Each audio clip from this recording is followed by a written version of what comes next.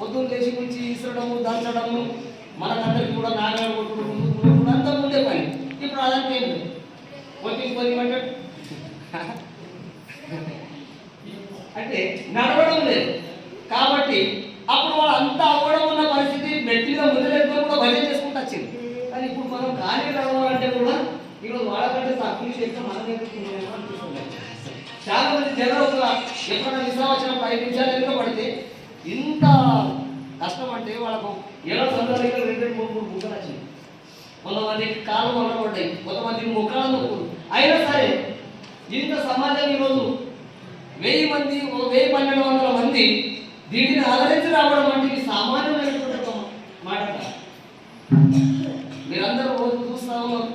ఇంకా మేము మొన్ననే ఒక సంకల్పం చేసినాం, అందరికీ నేషనల్ ఉన్నది కానీ ప్రతిరోజు ఛాయ్ ఉంటే బాగుంటుండే అని. కానీ నేషనల్ పెడుతున్నా ఛాయ్ కూడా కసింది అంటే ఆ ఛాయ్ కూడా భక్తులు ముంగడికి వచ్చి దాతలు ముంగడికి వచ్చి 20 మంది దాతలు 20 దాకా అయ్యారు.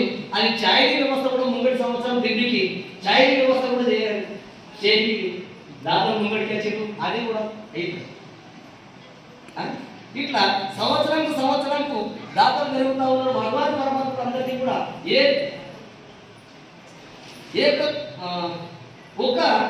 ఒక్క చైతన్యం ఇస్తే దేవ దృష్టి ఏక పాణి సహస్ర పాణి చేతసు స్వతः వర్ణనం ఉంది శాస్త్రంలో కూడా.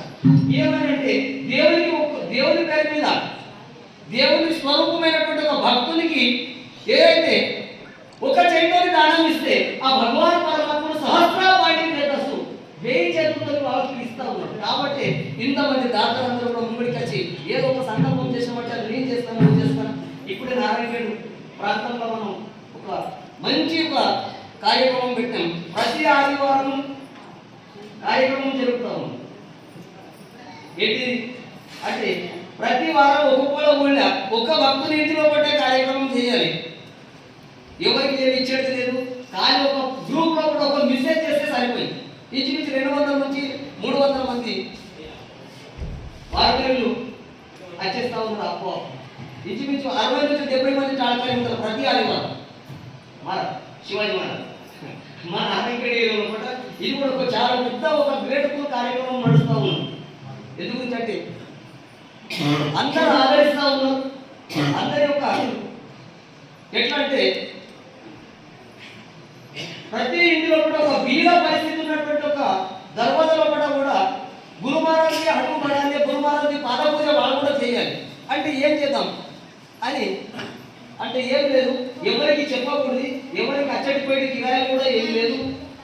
ఒక మెసేజ్ చూసుకోవాలి, వాళ్ళ కిరాయిలు పెట్టుకొని రావాలి, వాళ్ళు పోవాలి. అచ్చులో కింద కింద సామాన్యమైనటువంటి ఒక భోజనం పెడతామని అలా అనుకుంటున్నాను. ఈరోజు చాలా రకాలుగా వంటలు చేసి పెడతాము.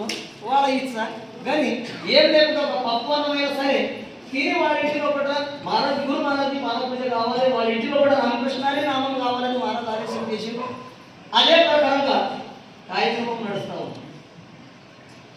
అయితే భగవాన్ పరమాత్మకి మనం ఎదురుకి బయటికి వచ్చినాం. భగవాన్ పరమాత్మకి ఏం అడగాలి, ఏమి కూడా తయారు దేవుడా భగవాన్ పరమాత్మ నేను ద్వారపడి నేను పాదయాత్ర చేసుకుంటా నారాయణగఢ్ నుంచి ఏకమ్మ నుంచి పండరపురం దాకా చేరుకున్నా. నాకు సదా సర్వకాలము ఏకమా గడే ఋషికేసి చిత్త న్యాయ సాంగతో వచ్చిన మళ్ళా అందరూ పూజ చేరనాశి నప్పడే ఐషి కృపా